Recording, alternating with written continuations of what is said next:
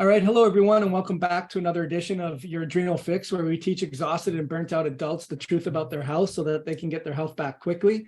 And I'm joined here with a special guest, Jeff Hoyt. He specializes in developing innovative wellness solutions to meet the needs in the health and wellness industry. His goal is to help people live a healthier, happier, longer life and making available effective and efficient solutions for healthcare recovery and improvement. Jeff believes in challenging the status quo and doing things differently with the goal of getting results that have never been seen before. He has developed a number of innovative brands that are all revolutionizing wellness with a focus on zeolites and the effective detoxification strategies. And that's what we're going to be talking to you guys today about. So Jeff, thank you so much for being here. I appreciate you spending time with us today. Yeah, absolutely. Thanks for having me. Yeah, so I've done a lot of research before we got on the call, so I would ask you intelligent questions, and then right towards the end of it, I opened up a whole treasure chest of rabbit holes of the studies that you've been doing, and I'd want to get into that. But Jeff, I always like to hear your health story. Before we got started, you said that you had some challenges. Maybe tell our listeners why you got into the area or a little bit of history of your own health challenges so that they can identify with where you've come from. Sure. Yeah, definitely. It was just my own personal journey that brought me into this. Otherwise, I'd probably be selling insurance or doing something in the financial realm, but I'm glad I'm not. So just growing up, had a number of issues. I was on antibiotics just from birth, and a lot of issues there. I had a relatively healthy childhood after, age 5 or 6, but then had some events in high school, had a vaccine injury during high school, and then basically just had a lot of autoimmune issues going forward. I went down the conventional medicine route for a little while, and that just did not work. I saw a lot of people, it's the normal stuff. You get sent to the shrink and say it's all in your head. And, your listeners probably, it might sound familiar, but then I found functional medicine. So one of my coworkers said, "Hey, you should check out this guy. He does functional medicine." I was like, "All right, let's do it." And the functional medicine doctor did things a little differently. And I appreciated that. He put me on a food sensitivity test, and that helped me a lot. I ended up going and working for the food sensitivity laboratory for a couple of years because it helped so much. That's how I kind of learned more about functional medicine, because I was working with functional medicine docs. Then I did some functional medicine training myself. Then I got into the supplement industry, basically from a personal health, a family health experience. Actually, my grandma was diagnosed with a late stage cancer, and she was given between 6 hours and 7 days to live. And she was in her 80s. So she was said, she's ready, but then she decided she was going to fight it. And basically, long story short, we found this guy kind of in the middle of nowhere in the country, taught me a few things that are, even for natural or functional holistic medicine, they were out there. But she ended up living over 2 years longer. And she's the only person in recorded history to live over 2 years with that specific cancer in that stage. So, and it was a great story. She felt like she fulfilled God's purpose for her life in that 2 years. And it was honestly awesome. But anyway, from there, I launched one of my first supplement company, Glyco Life Sciences, just doing immune regulatory supplements. Ended up opening a clinic, the Recharge Clinic, kind of a biohacking facility with oxygen therapy, red light therapy, saunas, all that fun stuff, just trying to find what works because there's so much good stuff out there, and still for myself trying to find what works as well. And then I stumbled across Zeolite about 5 years ago, and it just was a complete game changer. So out of all the technology I was utilizing, out of all the supplements I was using, just high quality stuff, nothing for my clients worked as well as Zeolite when used properly. So I said, all right, there's something to it. And then I just started getting in there, figuring out why, just developing theories. And that's where I'm at now. So then I've recently launched my second supplement company, which is Zeolite Labs. And that's the product there is zeocharge. So it's a next generation version of zeolite that really is unique, and it's different than any other zeolite product on the market. And we're very excited about it. And we've conducted a number of case studies as well to prove that it works.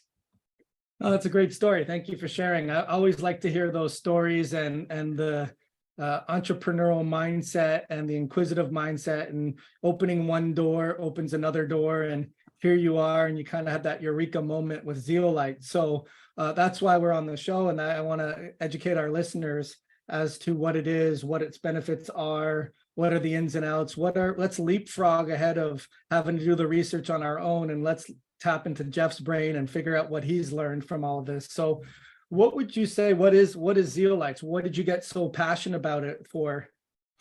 Yeah, so, and I'm not a person that's just like the only thing you ever need to take is zeolite, and that's the cure for every, I understand there's a lot of good stuff and there's personalized approaches. The way I look at zeolite is it's a foundation for almost every protocol, because detox is foundationary, just because if you're living in the 21st century, you have to detox, right? We're not going to be healthy by accident anymore. We have to take action to reclaim our health. And for me, detox is at the forefront of that. Zeolites are a classification of mineral. There's a number of types of zeolites naturally occurring in the earth. There's one type, there's two, but the main type that's used for supplements is called clinoptilolite zeolite, and there's a number of reasons they use that. But basically, it's been used for many years for medicinal purposes, kind of like the clays have, just topically and even internally. But in the last 15 years, the technology, the manufacturing technology has basically increased to the point where zeolites are now way more therapeutic than they used to be. So now we can basically take zeolite, which is this mineral, so it looks like a large rock, and we can micronize it to whatever particle size we want. And that's really the key, because there is commercial zeolites as well that are used for water filtration and commercial purposes, but the manufacturing process in those is very limited. You can't get the particle size very low, and it kind of crushes the zeolite cage. And with this new process, we can basically do whatever we want with it. And that's what makes it so effective. But zeolites are unique in by nature that they are have a negative ionic charge. So they're naturally attracted to positively charged elements. And it just so happens that a lot of the positively charged elements are the things that you don't want in your body, such as the heavy metals, the mycotoxins, the radioactive materials, ammonia, excess histamine, and these types of things. And what really sets zeolite apart from a lot of the other chelators or binders is that it's a smart or selective binder. So it's not just going in and grabbing everything that's positively charged, because you have essential minerals that are positively charged as well. But with zeolite, it naturally has essential minerals occurring. So it has calcium, potassium, sodium, magnesium. And what it does is it goes in and it trades the minerals it already has for elements that are heavier. So that's why it's so effective for heavy metals. So it'll trade, let's say, the magnesium for mercury because it's heavier, and it leaves all your other essential minerals alone. And we can prove that through our case studies as well, that not only does it not remove essential minerals from your body or vitamins, but it actually improves the status of those while detoxing every heavy metal we tested it for. No, very cool. Lots of stuff to summarize. I would definitely repeat the sentiment of we live in a toxic world, and it's got to be part of your verb-like strategies or tools in your toolkit that you need to make sure that you're detoxing every single day in some way, shape, or form. And depending on what else is going on, you have sprints and jogs and walks and crawls and sprints. I think that's the nature of where we're headed towards implementing these different strategies. Going through your website, noticing the case studies that you did, I think you were pleasantly surprised to see with the way that you're testing the changes that not only did these heavy metal statuses change, but so did these mineral levels change as well. And so as far as why is it that not all clinoptilolite, is that how we pronounce it properly? Yeah, clinoptilolite. Clinoptilolite. Say that 5 times fast. Yeah, right. Why is it that not all zeolites are created equal? I know that you have third-party testing and making sure that what's in there is in there and it's not contaminated. Maybe give us some of the dangers to stay away from and why not all of these are created equal. Yeah, absolutely. So that's a great point. A lot of people think, oh, this is good information, I'm just going to go buy the first zeolite supplement out there. Not a great idea. So in general, there's many types of natural and synthetic zeolites. So the first key is don't try synthetic zeolite. And some of the supplements, including specifically a couple of the liquid supplements, are synthetic. So that could be an issue. Just there's a number of issues there. The natural zeolites, even though some of the natural zeolites can be toxic. So some people go online and they find some information about like inhalation of certain zeolites could potentially cause lung cancer, those things, which is true, but that's because they're just different shapes and structures. So clinoptilolite zeolite was chosen for human consumption for 2 reasons. One, it's a softer edge. So it's not a sharp edge that's going to go in and really just tear things up like some of the things, even like diatomaceous earth is a little sharper edge. zeolite's not going to do that. The main thing though is the high silicone content. So a lot of zeolites, if you consumed them, would leach, because zeolites are aluminosilicates, meaning they're made of silicone and aluminum primarily. And in most zeolites, when you put that in your body, when exposed to stomach acid, that's going to break apart. And now you're going to have aluminum and you're going to have silicone. Silicone's fine, but you don't want the aluminum. And if that absorbs, you could potentially cause aluminum toxicity. So clinoptilolite has an exceptionally high silicone content. And so with the silicone to aluminum ratio, basically, that determines the stability of the structure of the zeolite. So that's why you never want to take any zeolite besides clinoptilolite to start with. And then you don't want to take synthetic zeolites because the research indicates that synthetic zeolites also can leach aluminum, but there's no research indicating that natural clinoptilolite zeolite will leach any aluminum in your body at all. The higher the silicone content, the better. Our product zeocharge has 74.8% silicone, which is the highest I've ever seen. So it's even more stable than the other products, which are also stable. Now, beyond that, most companies just tell you, yes, it's safe, but we can prove it as well. So we have done both an aluminum toxicity trial where actually myself, I personally consumed an entire jar a day. So it's 150 grams. And for comparison, a lot of these products, the powders, they'll recommend like 1 or 2 grams a day. A lot of the liquids, they recommend like between 2 and 20 milligrams per day. So this is 150 grams or 150,000 milligrams. So if anything was going to cause aluminum toxicity, it would be this dose. I consumed an entire jar for 10 days in a row and was tested, and we had 0% increase in aluminum, at no increase. In addition to that, we, in our case studies, you can check out our page, zeolite actually reduces the aluminum content in most people. It has an aluminum detoxing effect. So we can absolutely say without a shadow of a doubt, our product at least is not causing any sort of aluminum issues, and it has an aluminum detoxing effect. Awesome. Awesome information. So Yeah. that kind of gets us into, well, there's a couple more questions on the follow-up. So this is whether or not they buy your product, is just buyer beware. Don't go out and get a cheap version of this, whether it's synthetic or even if it's a clinoptilolite, because not all of those are created equal as well. Yeah. So maybe before we go forward and anything else, what would be the difference between, okay, it's not synthetic, but it is a clinoptilolite. What am I looking for between those two things? Yeah. So, I mean, you could probably pick up some clinoptilolite zeolite at a local gardening store, potentially. Definitely online, because there are commercial mines that will sell it for so many different purposes. One, they're definitely not going to be cleaning the zeolite. So it's going to be contaminated a lot of times with mycotoxins, with diesel, with metal, all sorts of stuff, because they're not concerned with it. It's not designed for human health. And two, they're not spending the money on the advanced manufacturing processes. So they're using the milling, which is very cheap. It's a crushing motion. So it crushes the zeolite cage. Zeolite basically looks like a honeycomb lattice structure, and it'll trap things in its cage. So if you use this milling process, it'll crush the cage, and it could destroy the purpose of the zeolite. Micronization is slicing. It slices it so it keeps the cage intact, much more expensive. So basically, mine location is very important. The cleaning process is very, very important, and the manufacturing process. So for example, zeocharge, it comes from a mine that is specifically used for human consumption. So there's no commercial, it's not mined for commercial uses. I mean, getting off track, but there's a company in Nevada that a lot of the companies use the zeolite from. I ordered that zeolite personally for ice removal, for ice melt for my driveway. I have a long driveway. Now, I'm not going to put it in my mouth or my body, but it's a very cheap source. So it's great for ice melt. It's great for anti-odor, that kind of stuff. But if for what's going in my body, it's got to be from a special mine, proprietary cleaning process and manufacturing process, and it has to be remineralized. Because if a company goes and cleans the zeolite and washes out all the minerals along with the other toxic elements, then it could go and remove some of your essential minerals that not as well, because it needs those minerals to swap.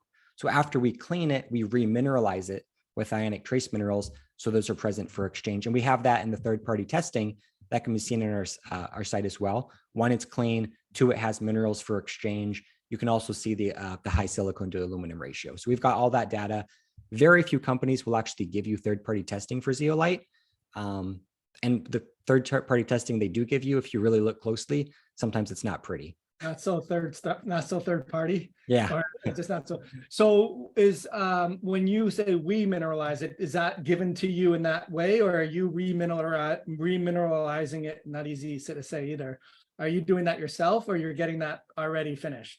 Yeah. I'm not personally doing it myself. I mean, the Right. manufacturing process. So I actually work with, there's an individual who first released Zeolite onto the market in the US over 15 years ago. And there was another individual in Europe within a 2-month period. So they were both kind of the like grandfathers of Zeolite. But I work with the individual from the US.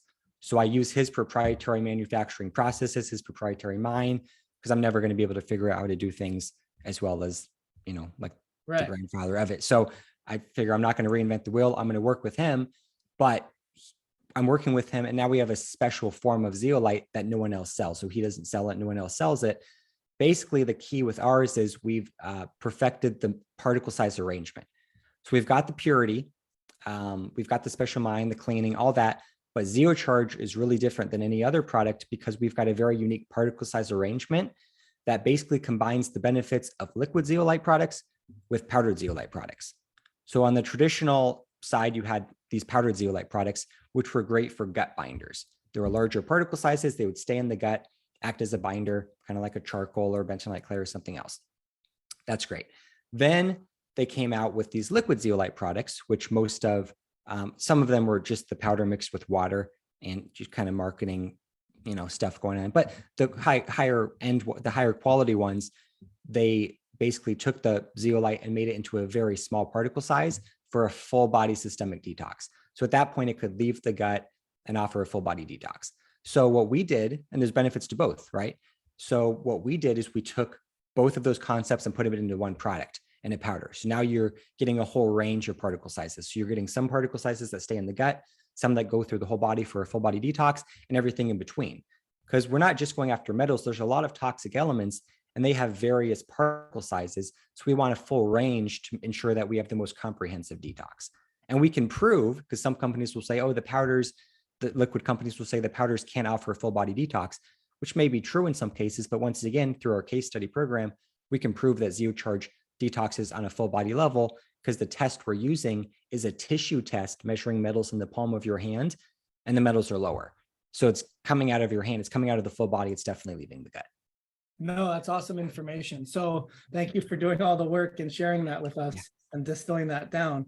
So I do want to get into that analysis in a moment. I will say, which is a good sort of dovetail into the dosing paradox that you have, in that I had tried a brand through a popular detox guy, and it was a liquid brand, and I still have my amalgams. Don't ask me why, but I still have them. And I was detoxing hard. I was a wreck to be around. I was very emotional. It was really, really uncanny.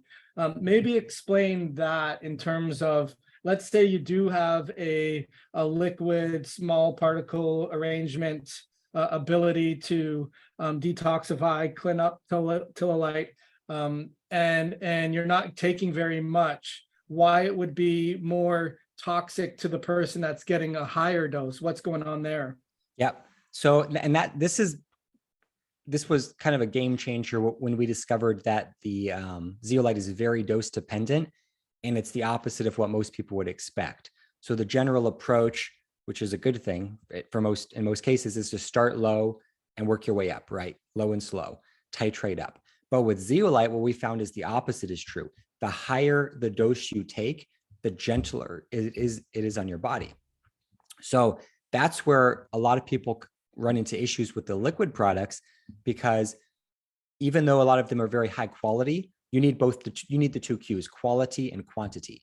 So you can get the good quality with the liquid, but you might not be able to get the quantity necessary for the optimal results. So basically what happens is you take a little bit of zeolite, it can go in and it stirs things up, right? So detox stirs things up, zeolite stirs things up.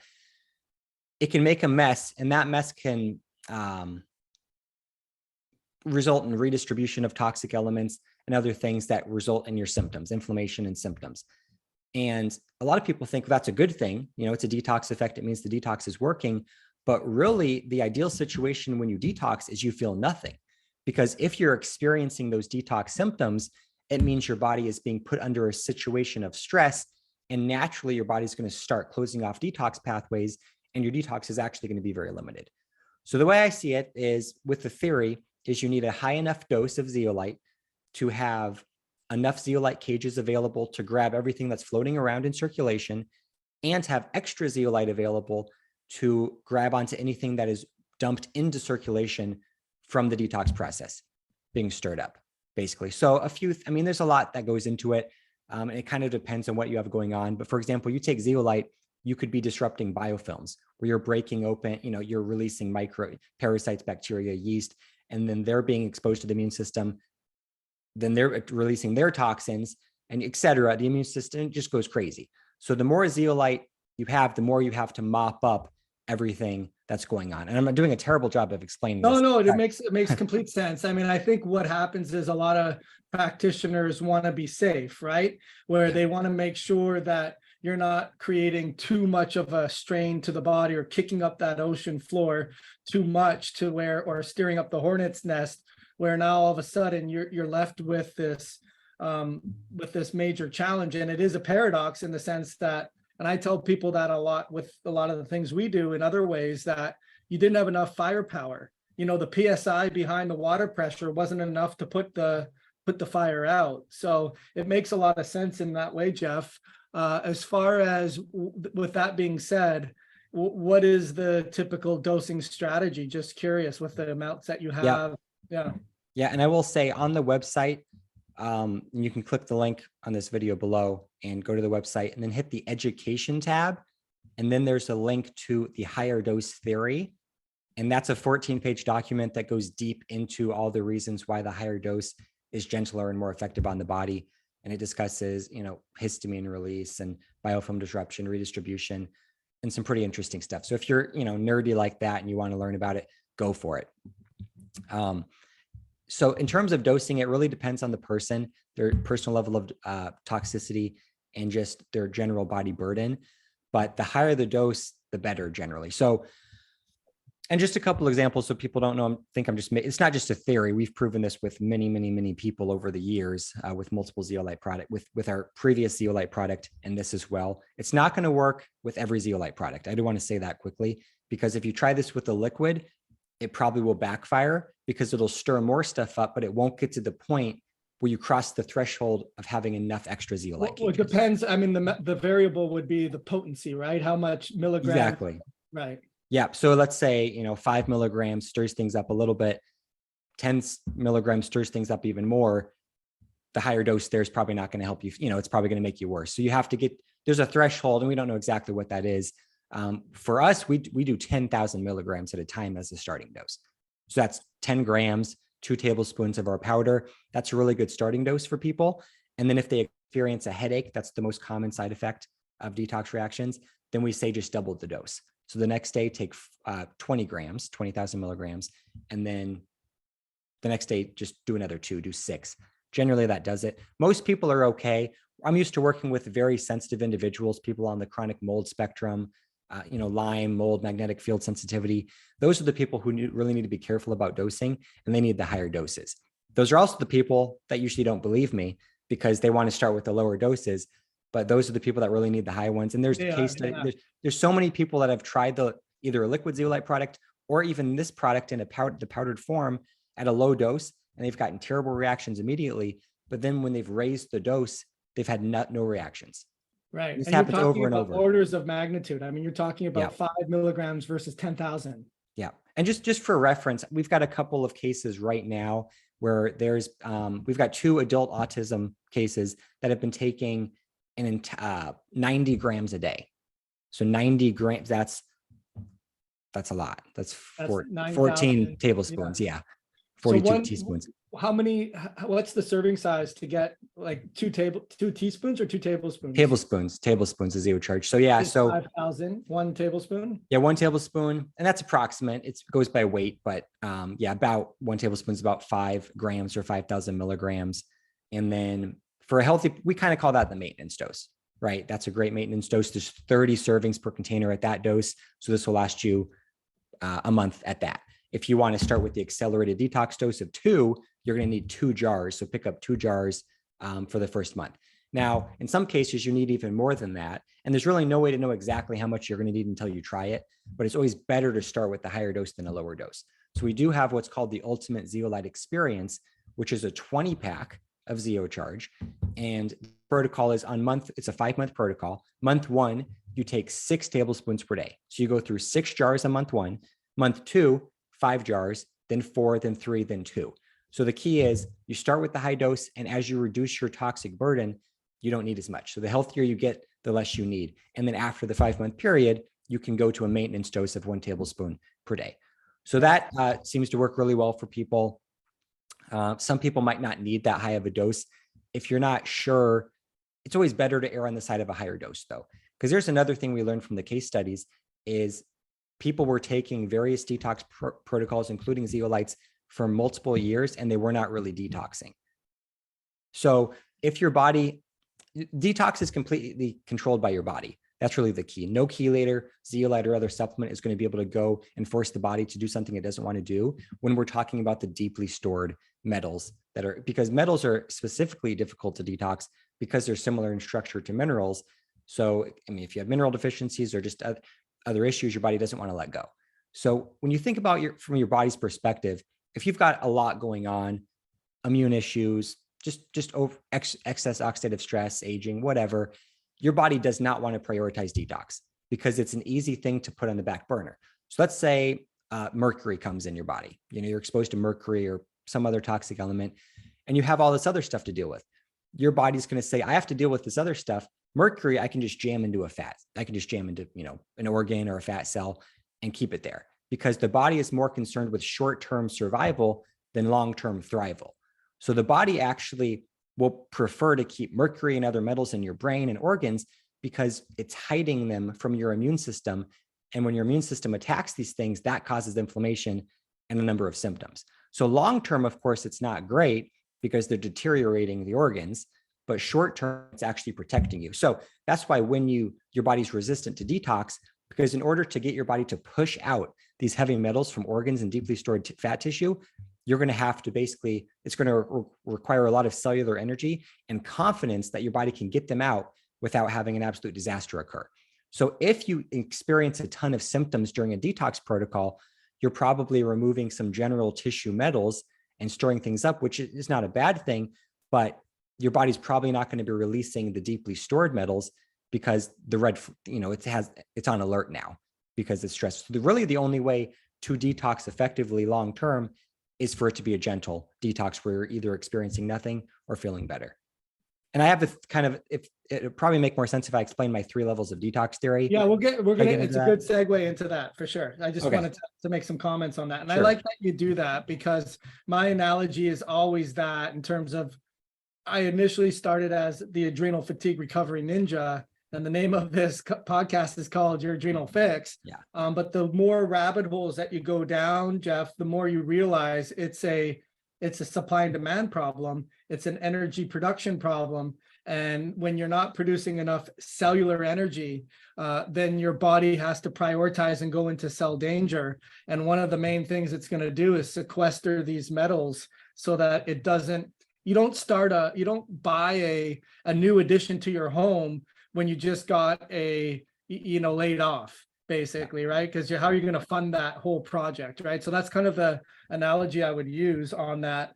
There was another question that I had in what you were going to say, but I don't remember at this point. So what I like though is you have a way of testing, like you said, we have our case studies, and you have something that you've termed the MNM test, which is a oligo scan, which measures your tissue levels of these minerals and vitamins. So maybe you start with that and then dovetail into your theory on level 1, 2, and 3 and how detox works. Sure, absolutely. So, and what I do like to say is the key to detox is to get healthy, right? Easier said than done, because a lot of times to get healthy, you need to detox. But in a perfectly healthy person, they have enough energy to put towards detox that they won't need as many supplements. When you're struggling a little bit and your body's using up its energy for other things, that's when you need additional detox support to help out. So, And just as an aside too, just so the nerdiness and of us can talk together and nerd talk. One of the major ways that I look at that is, I mean, you say energy, we think of units of energy or coenzymes like ATP, but one of the main nutrients or coenzymes that I've been studying very hard with the stress response and oxidative environmental toxins is NAD or NADPH. And that is a coenzyme. And when you look at all the things that NAD and NADPH does, it's very important for recycling our detox chemicals to be able to pull things out of the body. But if your body is constantly in fight or flight or expenses exceed demands, then you don't have a surplus of that coenzyme to be able to allow your body to detox in the first place. So when you start paying the bills, getting healthy, avoiding all these overhead and expenses to preserve your NAD and your NADPH, then automatically you've increased your body's natural ability to detox, and you don't have to do, any type of whiz bam, thank you ma'am type of protocol, right? So we're speaking the same language there, but so I needed to insert that while you were saying that. No, absolutely. And that's kind of what most people don't understand is they get a test and they're high in heavy metals. They think they're sick because they have heavy metals. In reality, I think they have heavy metal toxicity because they're sick, and the coenzymes and all the factors are lowered, so your natural detox capacities have been shut off. Now, at the same time, it becomes a problem. Anyway, that's why when people are sick, they go get tested for Lyme, metals, everything they test for is positive. Just because their body's not working, they're going to get positive. So the theory and then the testing. So the case studies, the testing we're utilizing is the OligoScan, which we call the M&M analysis, metals and minerals tissue analysis. And it's detecting the level of heavy metals, minerals, and essential vitamins in the palm of your hand, which is unique composed to the other tests because the other tests are measuring what's being excreted either through the hair or the urine or what's circulating in the blood. This is a tissue test, which I find unique because I think there's 3 levels of detox, or 3 levels of basically toxin storage. You've got level 1, which is going to be all the toxins that are floating around. So either from what you're exposed to on a daily basis or what your body's releasing into level 1, that's kind of what your immune system is going to be attacking and what you have a certain level of. Level 2, I think, is where the body, if it can't get rid of, right when you're exposed, your body wants to get rid of whatever it can, just through natural, kidney, liver, natural detox functions. Whatever it can't get rid of, I think it pushes into level 2, which is like a general tissue area. And that's kind of a holding area. And from there, I think there's a certain level that the body can hold of toxins. And ideally, the body would keep them there for a while. But then when level 1 clears up, the body will dump level 2 back into level 1 circulation for the body to get rid of. If that never happens, then level 2 fills up. They have to go to level 3. I think level 3 is what I call deep storage. And that's going to be like the deeply stored metals and organs and other areas. And I think that is when it becomes very difficult to detox. So level 1 and 2, I believe, can be removed through chelators, zeolite, other detox agents fairly easily. And I think that when detox reactions occur, what's actually happening is metals and other toxins are being pushed from level 2 into level 1, and it's crossing your body's stress threshold and causing the symptoms because you're handling a certain level and amount in level 1, then you just overburdened it with level 2. I think that's what's happening. I think in order to get to level 3, the only way to detox those is for your body to naturally push them out into levels 2 and 1. So in order to effectively do that, 1, you have to basically remove the toxic elements in levels 1 and 2, consistently keep them low so the body feels confident that it can push things out of level 3. Otherwise, you're just going to overburden those levels and cause excess immune responses and et cetera.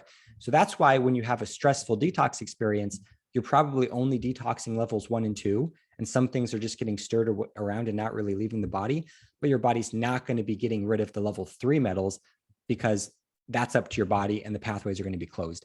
And I just interject too. So and that also corresponds with what we just talked about, where if you don't have enough firepower or water pressure, then because of the dosing and concentration of that binder or the zeolite in this case, then you're releasing from 3 to 2 or 2 to 1, but you're not necessarily dealing with it. And ultimately, I mean, would you say that's accurate part of the equation as well? I don't think the body is ever going to let go of a level 3 metal until there's room in level 2 and 1, basically. So that's kind of the theory, but I think level 2 can be grabbed by chelate. The reason I say this, and this is all new in the last 8 months for me through the case study process, is because we were also using some chelators, some of the strongest known chelators. And on the tissue test, even the chelators were not able to remove metals. So if the body does not want to let go of the metals, it's not going to let go, no matter what you use. The only way we were able to get the body to push out these metals was through basically high enough doses of the zeocharge so that the body felt, because it was probably has less to do with the strength of the binder and more to do with how comprehensive the binder is. Because we're not just talking about metals. If you just use a metal chelator like EDTA, you're not going after excess ammonia, you're not going after excess histamine, you're not going after mycotoxins, microbial waste products, et cetera. You have to remove all that stuff from levels 1 and 2 in order for the body to have enough capacity to receive more toxicity from level 3. I think that's why zeolite is so effective, because it's not just going after metals, it's going after most toxic elements and just clearing up space. And at that point, the body feels confident, says, you know what, there's space. I'm going to push these metals or whatever else is stored in your brain and organs, push it out, and my body's going to be able to get it out. I think that's what's going on. Yeah, no, that makes a lot of sense. So I would imagine the way you came up with that theory with the 3 levels and seeing the pre and post test was the fact that it must have been somewhat confusing or puzzling to see that these markers were actually going up versus going down. And I think as an astute practitioner, you can come up with a lot of different theories. Okay, it actually got worse, or it's getting better, it's actually moving, or there's some other thing. So kind of, is that what kind of helped you formulate that theory? Yep, exactly. And that's why I like this oligoscan test so much, because it's looking at tissue. So if you just do a hair or a urine test and you see increased output on the test and the levels rise, you think, oh, that's good. Or that's what you should think. It's good because you have metals that are coming out of somewhere. But what you don't know is where they're coming out of. They might have just coming out of level 1 or level 2. With this test, if the levels rise, you know they're coming out of level 3 because we're already looking at general tissue as the baseline.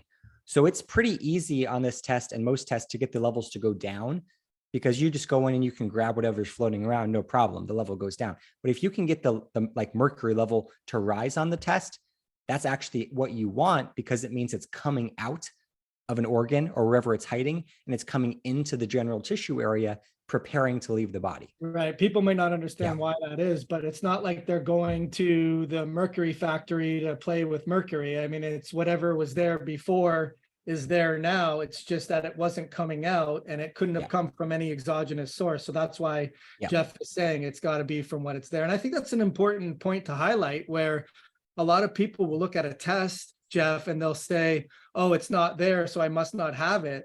But that, just because it's not there doesn't mean it's not there. It just means that it's not showing itself, and that could make a huge problem. So as far as what are some of the things that you're seeing? So which is interesting, which is the other observation, that no matter what, when you've done sort of a meta-analysis of everyone that you've done, everyone has a certain baseline of these metals, which makes us redefine 0 is not perfect, right? So maybe talk a little bit about that. Yeah, so that has been kind of interesting. Basically, there appears to be a certain level of what we consider toxic metals that the body can handle in general tissue, at least in the hand, because that's what we're testing, the hand. The body either is comfortable with it or it wants to maintain it. So there are a couple of theories. There's one thing called ionic mimicry, where the body can actually use toxic metals for cellular functions. Basically, if you run out of essential minerals, your body can use these toxic metals to keep you alive, although it's not ideal. So that's one theory, why your body's never going to let you get rid of every single toxic metal. The other one is just in general tissue area, they're sequestered, they're not causing that much issue. For whatever reason, your body doesn't want to let you go, want to let them go. So yeah, we don't know really why on that. On a traditional test, again, you're just going to see levels that say 0 because your body's not releasing anything. On this test, you're going to see levels that are staying the same, and no matter what you do, they just never budge. And that's just what the body wants it to be. So it just shows you that no matter what you do, you're never going to outsmart your body, and you're never going to be able to outpower the body. So, I mean, we were using OSR, which is the strongest chelator ever developed. That's the mercury specific chelator by Boyd Haley, that in animal studies goes in and removes all the mercury in your body, crosses the blood-brain barrier, all this stuff. Even that is not able to remove mercury or other metals if your body doesn't want to let it go. That was the most interesting thing in the whole case study, is when we discovered that.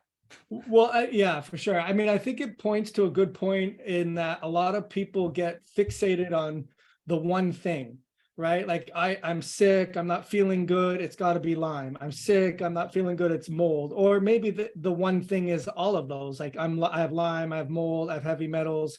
I'm going to do a heavy metal detox. I'm going to do a Lyme protocol, a mold protocol. And I like the concept of being able to use a utility player, if you will, like a zeolite, which is going to help with across the different challenges of heavy metals and mycotoxins and histamines, and be able to give you an added layer of support with whatever it is, the protocol that you're doing, because it's that much helpful. Just one thing as an aside, like I do a lot of genetic test interpretations.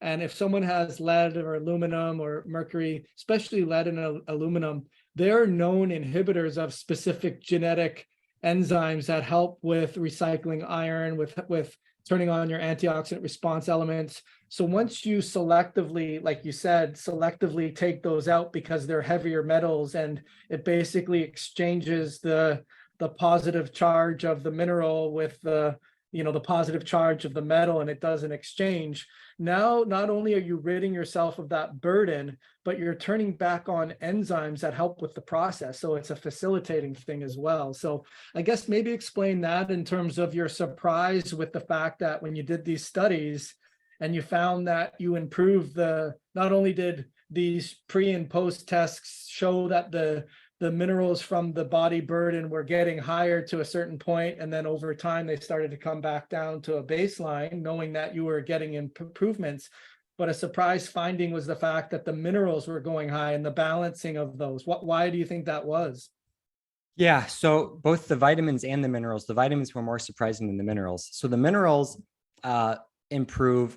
One, it shows you that the zeocharge is not just going in and grabbing minerals. So that's key finding number one. But the mineral status generally improves on the zeocharge. And a couple of reasons that could be: one, minerals and metals, similar in structure. So if you have a toxic metal like cadmium, it's fighting for space in your cells for zinc. If you've got lead, it's fighting for space for calcium, et cetera. So these things kind of fight for space, right? Aluminum and silicone. So if you supplement with calcium or silicone, zinc, a lot of times they're not absorbing because your body prefers the heavier element, which is the toxic metal. So the only way to raise the cellular level of those minerals a lot of times is to remove the competing metal. So I think that's what happens is we remove the metal, then naturally these minerals will just start improving in their status. Right. The other thing is just as you get healthier, your body's naturally going to start going to balance on a mineral perspective. It's funny how I have these analogies. It's like a blood donation for a drug user, like it cleans up the receptor sites. So now they have the ability to, and I think I'm getting more into that as we speak, Jeff, in terms of it's not just take the supplement and expect it to get better. And then the more you take, the more you need. It's more done in the Zen and the art of supplementation in terms of pulsing it, like doing a protocol where, of course, you'd be testing it to see which would be the most effective way of doing it, but doing something like you're talking about with the experience, laying off of it, reintroducing some of the other nutrients and getting that much more of a therapeutic benefit, because you've basically done a sort of a reset, like I always say with the fuse breaker, you kind of turn on and off the fuse, sort of discharge all the binding sites that were being placed with the heavier metals that weren't allowing the nutrients that you were using to work. And now, let alone you're getting rid of all the debris in the mudslide that's coming out. Now you're that much more healthy for A, not needing the supplements, and B, doing better with food, and C, the supplements that you were taking are going to be that much more effective. Have you seen that phenomena? Yeah. And that's basically summarizing my whole philosophy on health: two-step approach, out with the bad, in with the good. Right. And a lot of people get caught up on putting all the good in through diet and supplements and everything else. But key number one is really to remove the bad. Because if the bad is competing with the good, or preventing the absorption or utilization or transport or whatever of the good, you have to do both. That's why I think the zeocharge is a great foundation, because it basically makes your food more nutritious. It makes your supplements work better, just because it's clearing out space for your, clearing out that debris and junk so your cells can absorb stuff. With the vitamins, that's where it got interesting, because we can, metals and minerals directly compete. Vitamins generally don't, but the test tested for vitamin A, vitamin E, vitamin B6, 9, 12, and vitamin D. And the zeocharge was able to dramatically increase the tissue levels of all of those vitamins. And these people were not supplementing with those vitamins. They were not changing their diet. They were doing nothing else but adding zeocharge, and it was increasing the levels. So one, a lot of those vitamins are antioxidants. So vitamin C, for example, and zeocharge is an antioxidant. So by removing the free radicals and sources of oxidative stress, the body doesn't have to use up its resources as quickly. So levels just naturally rise. Right. Yeah. We say it's like there's a term called the magnesium burn rate, when your body's just stuck in first gear and it's burning up all your minerals. It wouldn't just be selective for magnesium. It would be for everything. And then once you slow down, and I always say this, I think you're saying the same thing, is if I'm a business consultant to your body, let's pay down your expenses first before we try to increase sales. Right. And then once you pay down those expenses, now you have an increased surplus to be able to wisely decide how you want to invest that into other venues. Awesome information, Jeff. As far as you do have a product, the Fulvic Charge, and I don't want you to shoot yourself in the foot, but why would I want to take the Fulvic Charge if you're showing on your studies that the zeolite is remineralizing and getting better vitamins on there? Yeah, so they're just a 1-2 punch. I mean, we see zeocharge as the foundation, and then we see Fulvic Charge as basically the second foundation. Zeocharge is out with the bad, Fulvic Charge is in with the good. So if you're going to do one, definitely do zeocharge. But when you add the Fulvic Charge to the zeocharge, you get even better results, because fulvic is a nutrient optimizer. It's a bioenhancer. It's helping the delivery, transport, and utilization of various minerals and nutrients like CoQ10 and other things as well. It also has detox capacity. We don't really recommend taking it on its own, because it does have the detox capacity, but it's going to result in a more inefficient detox, like most other chelating agents and detox agents. That's why you want to take it at the same time as the zeocharge. So yeah, in terms of, it's a combination of a purified shilajit extract and a bioactive fulvic complex. So it's pretty high dose fulvic, but it also has other adaptogenic properties. So in terms of like mitochondrial support, it's very good, because like shilajit is very good for mitochondrial support. So if you can increase your ATP output, your mitochondrial function, that's going to help your body naturally start pushing out these metals. So in terms of detox and just overall health, those are kind of my foundational 1-2 punches. And the nice thing is you can basically add them to your current protocol, no matter what it is. They're not going to negatively interfere. They're just going to make everything work better. Yeah. And I would think too, maybe you can correct me if I'm wrong, if you have the different levels of how, constitutionally weak someone is, then if they're at the extreme, I would say the fulvic, because they're maybe not having those extra minerals and supporting nutrients once you do discharge those binding sites. Whereas maybe someone that's in that first or second order of health challenges would do suffice with already what they're doing. But if they're sort of all the way down, would that be accurate, would you say, with the fulvic? Yeah, it kind of depends. The people, if someone is incredibly sensitive to supplements and they usually can't take anything, I would start them just on the zeocharge. Just, at least for a month or two to clear things out, then they can introduce it. Generally, healthy person just trying to overcome, health issues that generally they can take stuff. Yeah, it'd be better to take both of them at the same time. So the 2-and-2 approach is what we did in a lot of the case studies. So 2 tablespoons of zeocharge, 2 capsules of Fulvic Charge. And I do want to mention why we came up with those numbers, the 2-and-2. On the vitamin status, on the test is kind of how we determined how stressful the experience was on the body.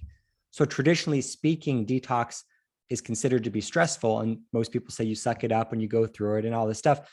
What we believe is you can get through the detox process while actually reducing the stress load on your body. And that's going to result in a much more effective detox. And you can do it long-term, which generally you need to do.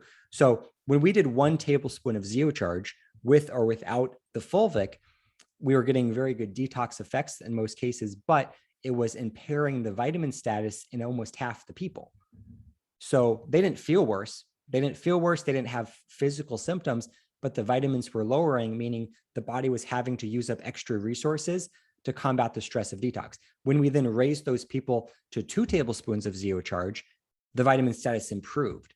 So that was like a 90% of people. So you still have the 10% of people that had to get between 4 and 6 tablespoons to improve the vitamin status. Now, none of these people were having symptoms. That's the great thing. If you're having symptoms, you definitely know what's stressing your body. But on the test, we can tell. That's how we came up with 2 as a starting point. Right. Ideally, if money is not an issue, just start with 4 or 6. But I understand it can get expensive. So just the general person, start with 2. 4 or 6 of the chart, Zeocharge. the zeolite charge, right? And that's what you were saying, that if you do start getting some kind of reaction, then up your zeolite charge so that you have more water pressure, if you will. Awesome information. I talked to you a little bit earlier before we got started to put you on the spot, but I do want to have my own challenge and my own testing. So hopefully I can report, in real time, just with all my other socials, what's going on with me. And I think I like the idea of having other surrogate markers along with the actual testing of the metals in your hand to show, okay, well, not only is that coming down, but what does that mean for all these other health challenges or markers that I may have had with my thyroid antibodies, or, my high homocysteine, or whatever else that reverse T3 was super high, like start to see those numbers go down. Because I find that once you address all these other things, it's kind of like the Karate Kid, where you're waxing on, waxing off, and they're asking, Mr. Miyagi, when am I going to start doing, some actual fights? And same thing, like, when am I going to start focusing on the reverse T3, or when am I going to start focusing on this? And you're already doing it by getting healthy, right? So I look forward to that. What I always ask my question, the last parting question, Jeff, to our guests here: if you knew now what you knew then, or sorry, other way around. If you knew then what you knew now, with all your new information, what would you have told the younger Jeff version of yourself in order to leapfrog some of your health challenges or stress levels, or just what are some of the words of wisdom you would have told your younger self? Well, my very younger self, I would have avoided the antibiotics growing up as much as possible. And then in high school, I definitely wouldn't have gotten the shots. And then just going to the right people, basically looking at things differently, asking why. I think that's been the biggest thing for me is, okay, you have thyroid dysfunction and the doctor wants to put you on a synthetic thyroid hormone. For me, it's like, well, why? Why is my thyroid not working? Is it a synthetic thyroid deficiency, or is there something inhibiting my body's ability to convert T4 to T3? That type of thing. So I just always ask why until you can't ask why anymore. And then you start there. And then you want to find a practitioner, functional medicine practitioner, Dr. Joel, someone that is asking why and who's getting more to the root cause, opposed to just band-aiding stuff up. Because the band-aids can make you feel better, but not great for long-term. I'm more into the long-term solution. So yeah, I'd say just getting in with the right people and thinking differently. No, that's awesome information. So the company's name is Zeolite Labs, and I'll have links, and we're going to talk about getting you guys a discount so that you can try this product. Jeff, I appreciate your wisdom and your time, and I wish you nothing but future success in everything that you do. And thank you so much for sharing your time with us today. Hey, absolutely. It's been a pleasure.